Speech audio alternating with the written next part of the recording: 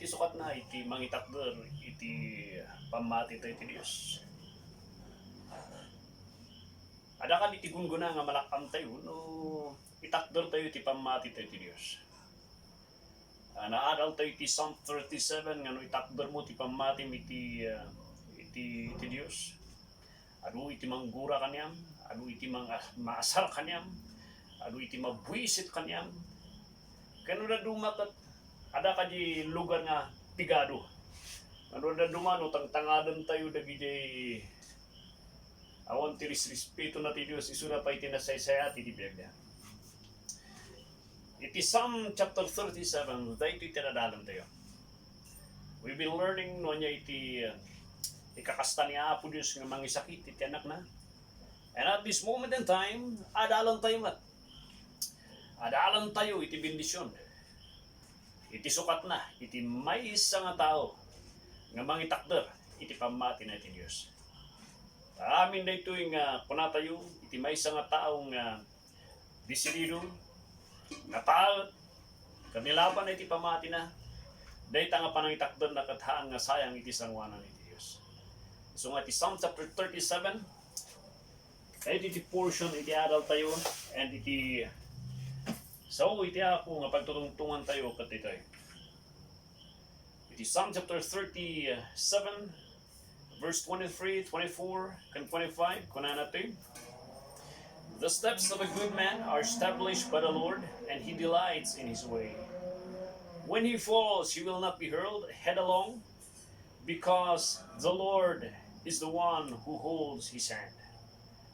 I have been young, and now I am old, yet I have not seen the righteous forsaken. Dahito itikat na asawan, dahito nga bersikulo. Dahito ibatlang itipunan, kung dahito itiramot, iti aralong dahito nga nabi. Anya tisukat na, iti may isa nga tao nga mangilaban iti pamati na. A man who will stand up for what is right and for God's truth. Kat ada iti dakkel nga sukat na iti sangwanan iti Diyos. Na maguray kayo. Kuna iti Psalm chapter 37, verse 23,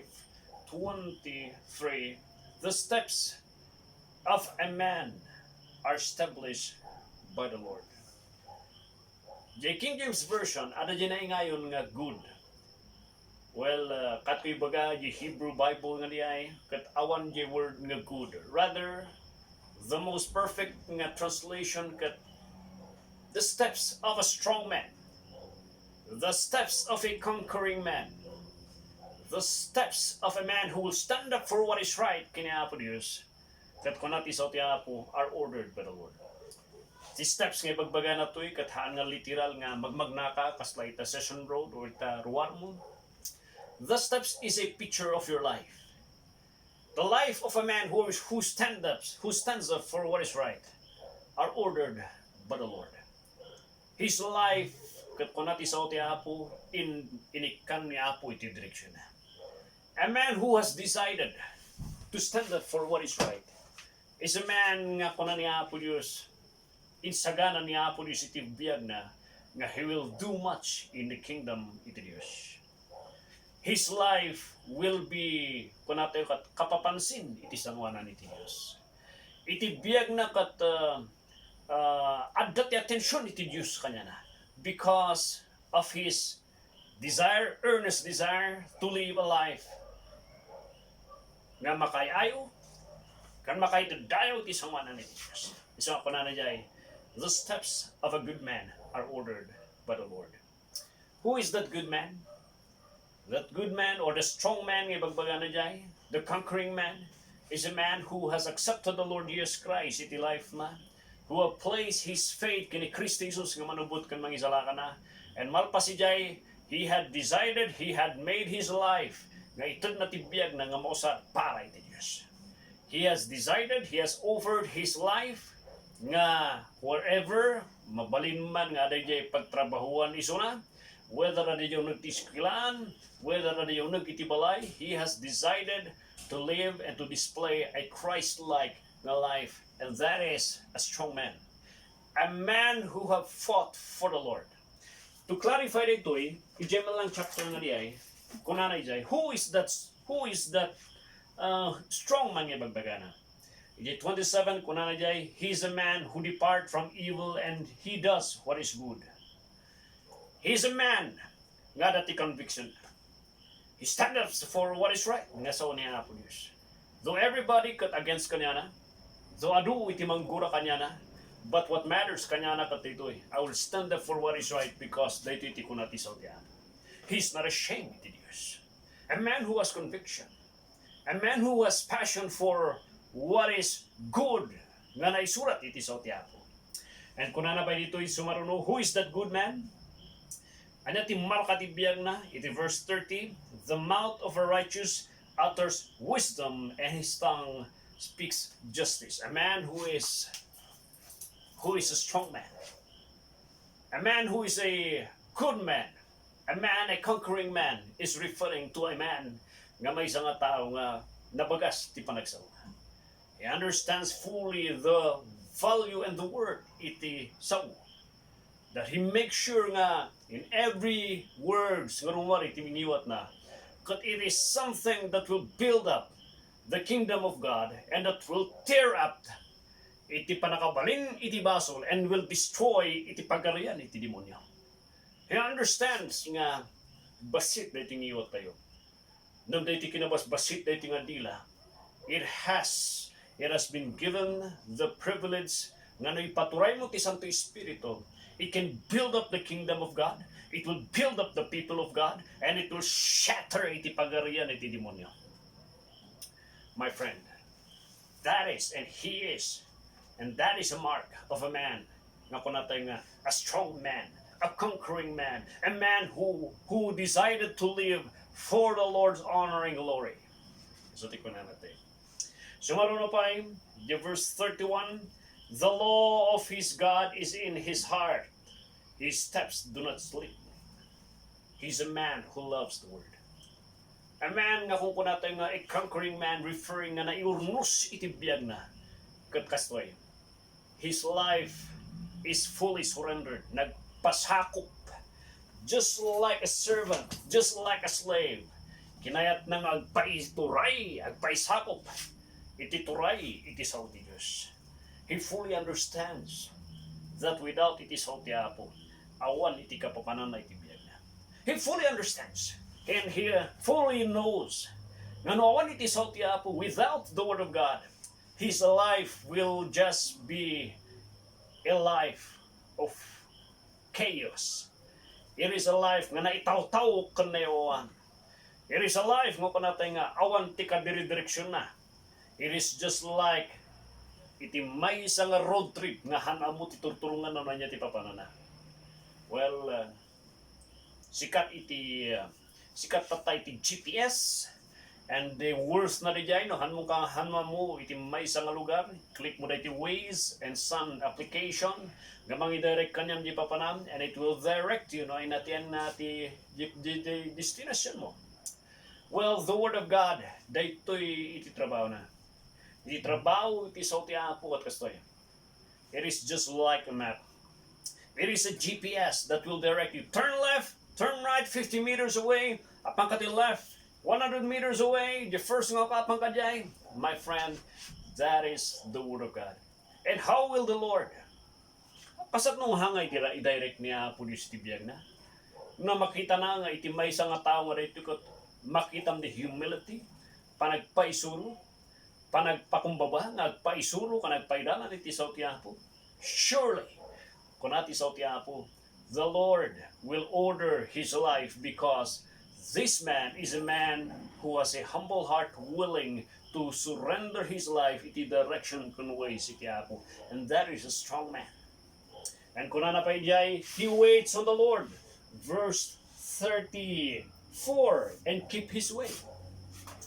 He has his hope. Iti pamati namnama kaniya Apo Diyos. Hanakan nga ibatan iti pamati na kaniya Apo Diyos. He makes sure nga putpatan na iti pamati na isang ano na iti Diyos. Hanisuna nga kuna na nga gusto naukos iti pamati. Tado iti naaapos iti pamati.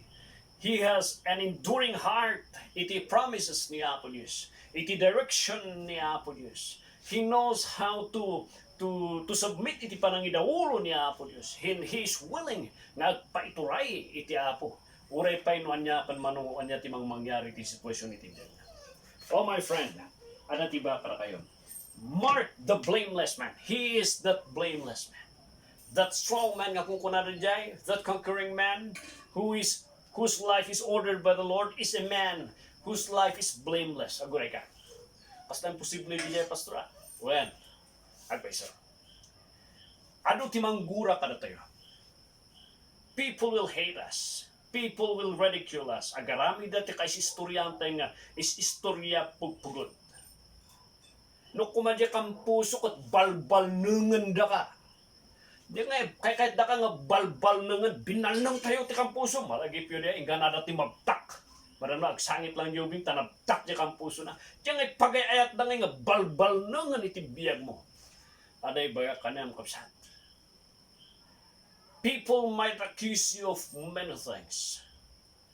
But what matters most, kat it is ang wanan ni Apo Diyos, kat you know in your conscience that all those accusations nga ibibatan itingiwat iti tao, ibalbal nang da kanyang katangag peso. That is the mark of a strong, conquering man who stand up, who decided to stand up for what is right and for God's side. Iti side and on the side iti Apo. Tata, diya iti kunana iti 37 verse 24. And the Lord delights so much in His way.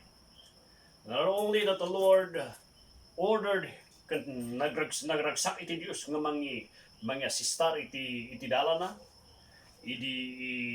iturong na iti destinasyon na, as the Lord is directing His life. Iti biyag na makaitudragsak ti sangwanan. The word nga delight, it is something that is so pleasurable. Makayayo. Di, no kumabanglo na nabanglungay nga perfume. No kumamakan ka nagimas nga makan. Diyan mamapnat niya po nga mangbuybuya iti may nga tao who have decided, who have surrendered his life iti dalan nga itakder na iti kinagpaiso iti Diyos. Oh my friend, even at the point of death, nagti martyrs nga ito. Those death, kung nagay pinuturan na nga martyrs da, nagay asok iti lasag da, nga nangitad iti bangbanglo, iti sangwanan niya po Diyos di akong na. Habang pinuuran da, iti sangwanan iti Diyos, iti panangangot niya po dagiti asok ti lasag dagito nga adipan na nga nangitakder iti nagan trabaho kan dayo na kan iti sursuro na kunati sa ti Apo naragragsakan ni Apo Diyos dagiti nga tao. Ako malipatan ni Stephen. When Stephen was there, nakasagana na nga batuon isuna kung kuna na nga batunan mga isuna di nga to kung kuna na makikita ti anak ti Diyos nakatakder di kanawan ni Diyos ama. Implying nga nakasagana ni Kristo Jesus nga mang-welcome kini Stephen. Implying nga namapalban nakasagana nga mangibalo si Suna. Because here was a man willing and he voluntarily surrendered his life kundara na para itidayo na. Oh, what a life is that. A life that gives pleasure in the sight of God. And sumarono, tunana pa dito yun. Though he falls, when he falls, being a strong man, even if he may isang a warrior, there is a tendency nga that he crack iti life tayo, nga mabatak tayo. And at those moments, iti cracks iti life tayo. Matumba tayo man. Nang punana iti so ti Apo, though he falls, he shall not be cast down. Haan ngay palubos ni Apo Diyos nga di panakatuang tayo kasla timay sa nga syudad. Haan na ngay palubos nga ma-erase di syudad nga di ay. Haan ngay palubos nga katawa ti demonyo nga awan lang tinapanan na itirigat ti anak na. He would make sure gareta rigat kan padas ti anak ti Apo. If not now nga ma-appreciate ti tao, it will be on the next years. Oh, I am reminded kani Spurgeon. Kunani Spurgeon, he was being ridiculed. Iti stand na as a Calvinist. Iti firm nga panangtakder na iti biblical stand. And he fought against the liberals and kunapi man ni Charles Haddon Spurgeon nga uri dagiti Baptist Union ket nag-against kanyana because it stand kan iti passion na for what is right and for contending for what is right. And kuna ni Charles Haddon Spurgeon, in my generation, tatanga generation, kasla kayo aso nga ibusin nyo iti lasag ko. But the next generation, a coming generation, nga mabaling 40 years from now to 50 years from now, alam nanto dagiti tulang ko kat kasla dagiti aso, dilpa-dilpatan dun to kat banuran na dagiti tulang. Kanitakdar na, kanikan na to ti importansya. Iting kaskasta. Oh, my friend. Aray ba ka niya? Standing for what is right does not mean nga awan iti tendency nga masulisod ka nga quit ka nagreklamo ti Diyos. As we stand there for what is right, ada di kasla nga makita tayo nga unfairness kan kaka-question iti dalan iti Diyos. But for a man who have given his life, he doesn't care. Uray pa unfair dito, no dito iti palubos ti Apo. So what? Sino ka mang mandar iti Diyos? I am just a slave. And I am not a servant. Iti may sang a slave, kat iti will, kanakam na kat it is all dependent, di master. Iti may sang a servant, iabam isuna, kat agtrabaho, kat swilduam isuna. Iti may sang a slave, kunati sa ti Apo, what matters most, kat di will iti Apo. Whether it is hard, whether it will cause my demise, my destruction, pa nakaibabain ko, katawan na ti aming tao. So, what? Mura ito iti plano ni Master ko, ngayon dala na ti biyag ko, I will trust my Master. If not now, ti vindication ngay dano na, I am very sure, in the next coming future, I will uray ti vindication. Oh, my friend, standing in this evil world is really hard. Aron tinagtraidor. Aron titin malikod. Adu iti agtatal na tamadida nga mabaynan. Madida ti mauyaw. So adada lang jay igid. And they are committing the sin of silence. But my friend, kaniak, I have decided. I have already made up my mind. Ngaya ti plano ti Apo. Isunay ti mangidaulo kan mangiti direct ti life ko. I will trust His ways. Though seemingly kaki-question iti adu nga wagas na, and seemingly there are times where I am being forsaken and I am being abandoned by God, I will trust my Lord, because I know that my life is in the hands of this faithful, sovereign, and nalaing kanasilip na Diyos. Kapsat,